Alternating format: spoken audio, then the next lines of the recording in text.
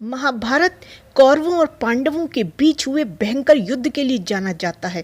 इस युद्ध में अनेक योद्धाओं की जान गई, लेकिन हम आपको एक ऐसे महाभारत के पात्र के बारे में बता रहे हैं जिसे पांडवों के हाथों मृत्यु मिली।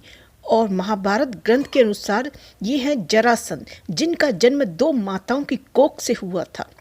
असल में मगध में एक राजा वृहद्रनाथ, जिसकी 2 रानियां थीं, लेकिन उनकी कोई संतान नहीं थी।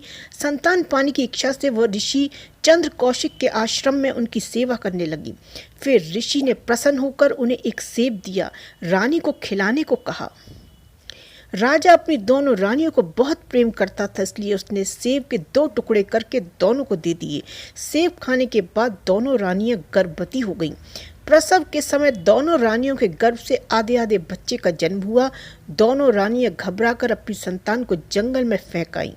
जंगल में एक जरा नाम की जादूगरनी की नज़र उस बच्चे पर पड़ी तो उसने अपने जादू से उस बालक के टुकड़ों को जोड़ दिया।